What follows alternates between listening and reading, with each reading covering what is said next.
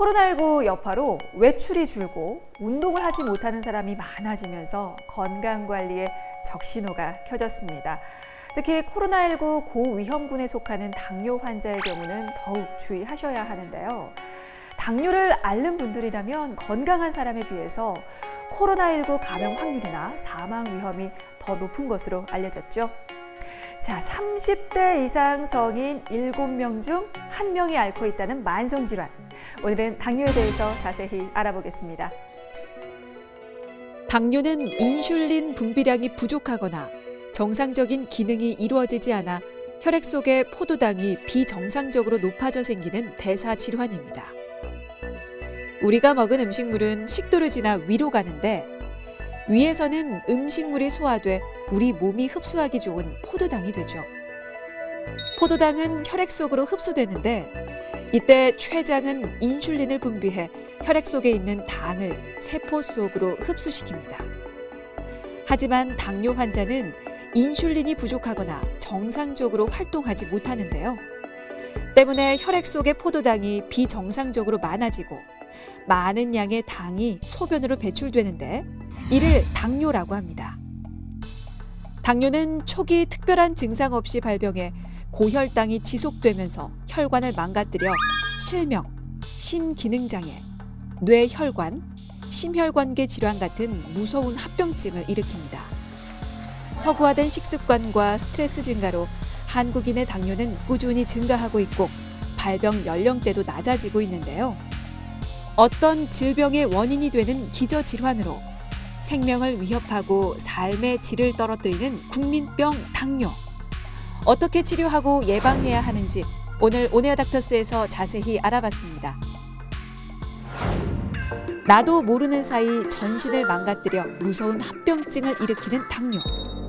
내과 전문의 이호성 원장과 함께 살펴보겠습니다.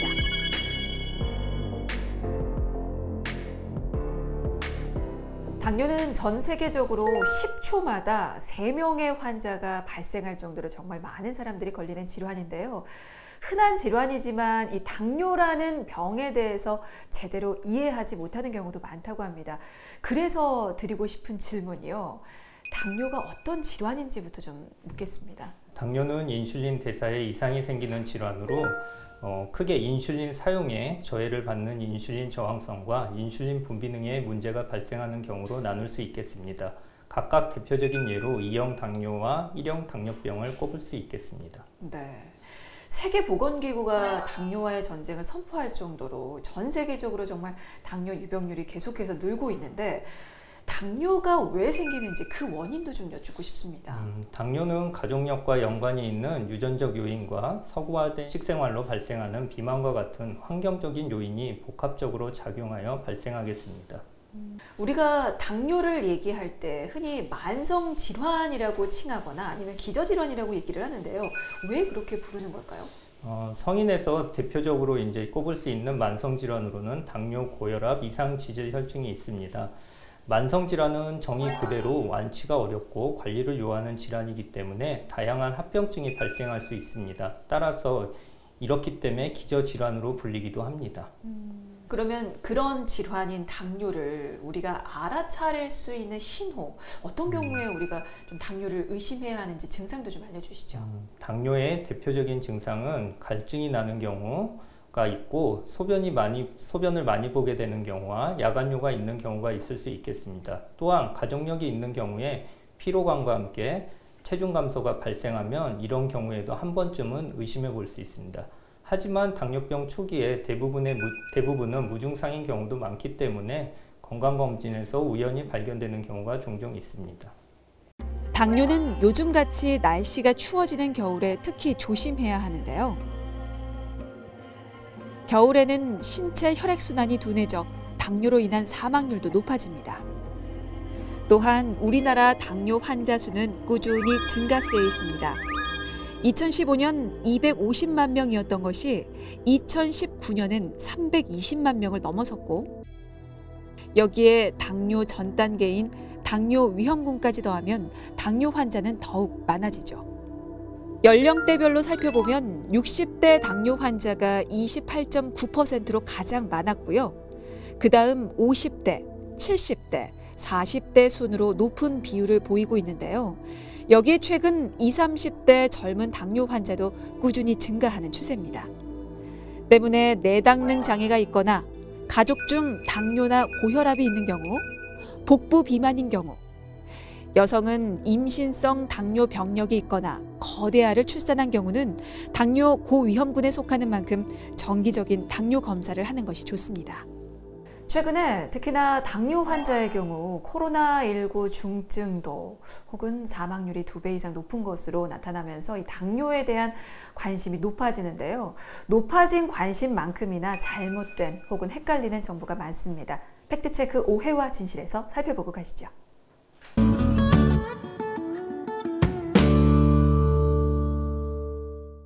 자, 첫 번째 항목부터 보겠습니다. 당뇨. 완치할 수 있다. 와, 이렇게만 된다면 정말 좋겠는데 사실은 만성 질환으로 좀 알려져 있거든요. 이거 오해입니까, 진실입니까? 오해입니다. 예, 당뇨 완치란 표현은 반은 맞을 수 있을 수도 있겠지만 거의 없는 경우라고 보시면 되겠습니다. 앞에서도 잠깐 언급했듯이 당뇨는 만성 질환군에 속합니다. 따라서 당뇨병을 완치한다는 곳이 있다면 올바른 치료를 하지 않는 경우일 수도 있겠습니다. 완치보다는 평생 관리해야 하는 질환이다라고 생각하면 되겠군요. 알겠습니다. 두 번째입니다. 당뇨, 식사량을 무조건 줄이는 것이 좋다. 사실 무조건 이런 표현 들어가면 틀리거든요. 이거 오해입니까, 진실입니까? 이것도 오해입니다. 예, 당뇨는 무조건 식사량을 적게 드시는 게 좋지 않고 식사량을 무조건 줄이게 된다면 저혈당 위험성이 있기 때문에 좋지 않습니다. 따라서 그 저혈당은 발생하게 되면 치명적일 수 있기 때문에 적절한 칼로리로 하루 3끼 식사를 일정하게 하는 것이 중요하겠습니다. 네, 너무 과해도 되지 않지만 너무 줄이는 것도 절대 도움이 되지 않다는 거 알아두시면 좋겠습니다. 마지막입니다. 인슐린은 안 맞을 수 있으면 최대한 피하는 것이 좋다.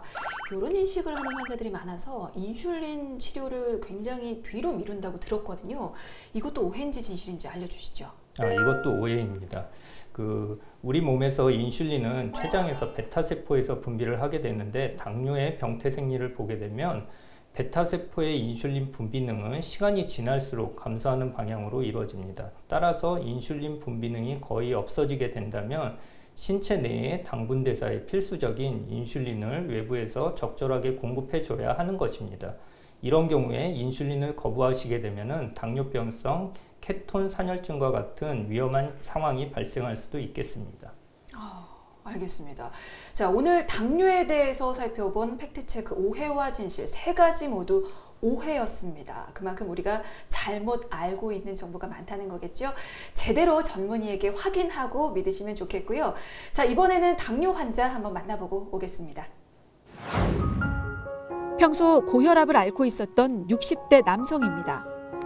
얼마 전 정기 검진에서 당뇨까지 진단받게 됐는데요. 제가 좀 혈압이 좀 높아가지고 이 병원에 이제 내방을 해서 이제 혈압도 재고 피 검사를 이제 병행하게 됐어요. 건강검진도 받을게 해서 그 과정에서 당뇨가 있다는 걸 알게 됐습니다.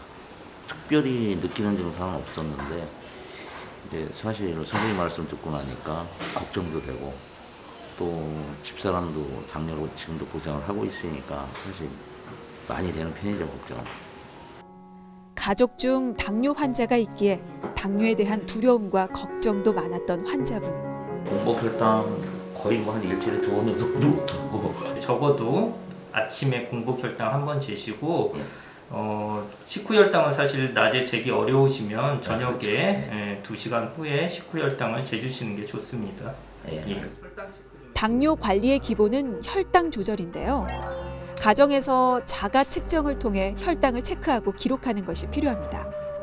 혈당이 적절하게 유지되면 합병증 발생 위험도 낮아지는데요. 2시간 혈당이 223으로 저희가 이제 1차 목표치로 160 미만까지도 좀 떨어뜨려야 될 것 같습니다. 당뇨는 간단하게 피검사를 통해 확인할 수 있고 8시간 이상 금식 후 공복 혈당이 126 이상 측정되거나 당화혈색소가 6.5 이상 되는 경우에 진단할 수 있고 또한 당부화 검사를 통해 당뇨를 진단할 수 있겠습니다. 평소 고혈압도 앓고 있던 환자. 혈당 관리 못지않게 혈압 관리도 중요합니다. 혈압이 오늘은 138에 88이 나왔네요. 조금 긴장하셨는지 오늘은 대표적인 합병증으로 당뇨 망막병증이 많이 생길 수 있거든요. 근데 이제 정말 당뇨로 인한 시력 손상까지도 유발할 수 있기 때문에 꼭 진료를 받아보시는 게 좋습니다. 당뇨, 고혈압 모두 꾸준한 관리가 중요한 만성 질환인데요.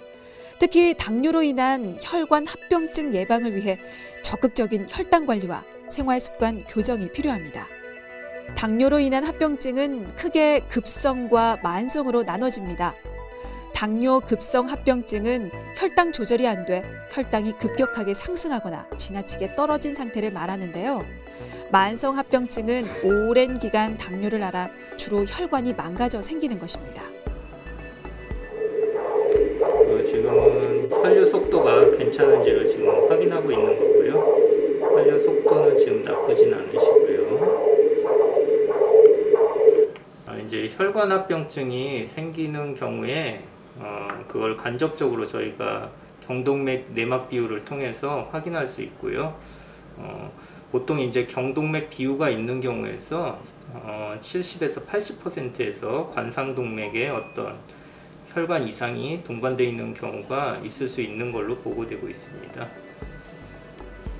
당뇨 합병증의 발생과 진행 여부를 판단하기 위해서 여러 검사를 하게 되는데요. 목에서 뇌로 이어지는 길목인 경동맥, 초음파를 통해 혈전 여부를 확인하고 경동맥 내중막 두께를 측정해 뇌혈관과 심혈관 질환을 예측할 수 있습니다. 당뇨는 초기 무증상인 경우가 많아서 방치하기 쉽고 관리하지 못한 당뇨는 무서운 합병증으로 이어지는데요.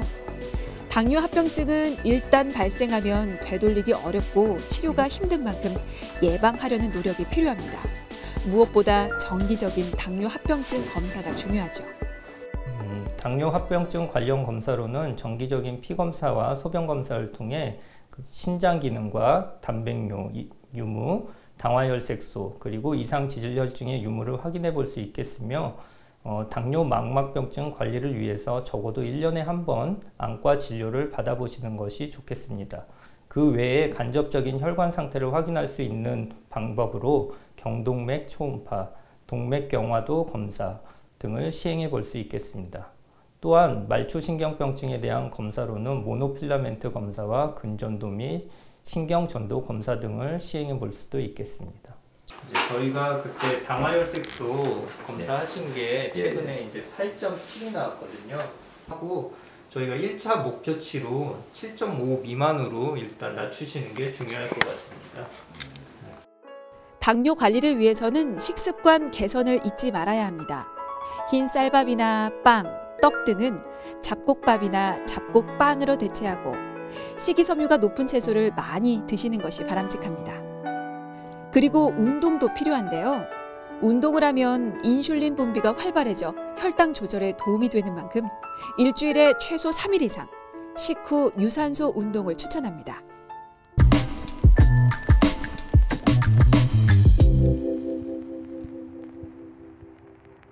네, 당뇨가 사실 무서운 게 당뇨라는 그 질환 자체보다는 합병증이거든요.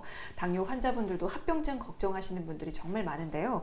당뇨 환자가 주의해야 할 당뇨 합병증 하면 어떤 것들이 있을까요? 당뇨 합병증은 혈관이 지나가는 곳이라면 어디든지 발생할 수 있습니다. 대표적인 합병증으로 심혈관, 뇌혈관 합병증이 있겠고 당뇨 망막병증과 당뇨병성 신증, 그리고 당뇨병성 신경병증, 당뇨 족부 등이 있겠습니다. 네, 뭐 일단 합병증이 발생하면 되돌리기가 힘든 만큼 예방에 힘쓰셔야 될 텐데 당뇨 합병증을 예방하기 위해서는 어떤 것들을 저희가 좀 알아둬야 될까요? 당뇨 합병증을 예방하기 위해서는 무조건 혈당 관리가 제일 중요합니다. 당뇨에서는 그 손끝을 아프게 하는 사람이 혈당 관리를 잘한다는 말이 있습니다. 환자 본인이 식생활에서 혈당 변화와 추이를 잘 아는 것이 가장 중요하겠습니다. 혈당 관리를 잘 해라 라고 말씀을 해주셨는데 당뇨 관리를 할 때 사실 환자가 지켜야 할 사항이 식이요법도 있고 생활습관도 있잖아요. 이 부분에 있어서도 좀 팁을 주시죠. 예, 당뇨는 그 식이요법과 생활 습관이 정말 중요합니다. 식사는 일정한 칼로리로 하루에 3끼를 꼭 드시는 것을 권합니다. 그리고 적절한 운동으로 칼로리를 어느 정도 소모시키는 것이 중요하겠습니다. 또한 충분한 수면을 취하시는 것도 중요하겠습니다. 그리고 무심코 드시는 인스턴트 커피 한 포 같은 경우에는 각설탕으로 치면 7개나 들어있기 때문에 각별한 주의를 요합니다.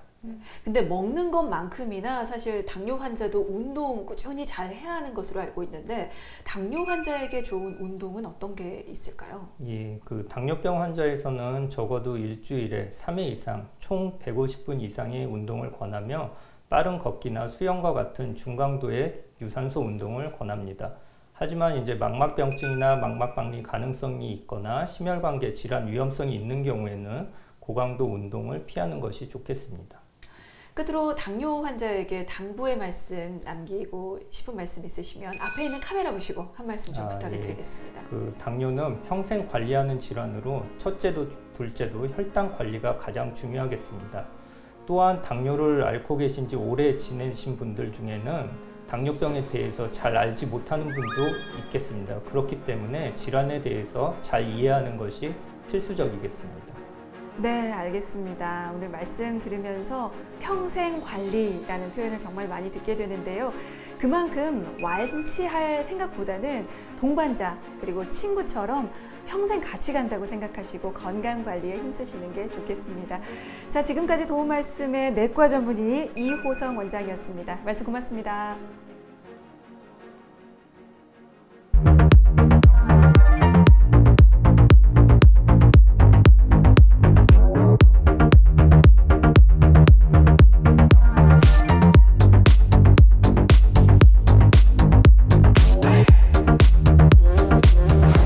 우리나라 당뇨 인구가 500만 명을 넘어서면서 이른바 당뇨 대란이 걱정되는데요. 그럼에도 40%는 본인이 당뇨인지 인지 못하고 있고, 그리고 당뇨를 진단받더라도 초기 증상이 거의 없어서 대수롭지 않게 여기는 분들이 많아 경각심이 필요한데요. 당뇨 치료의 목표는요, 당뇨로 인한 합병증 예방에 있습니다. 평소 생활습관 개선과 더불어서 철저한 자기관리를 통해서 당뇨 그리고 당뇨 합병증의 위험으로부터 벗어나시기 바라겠습니다.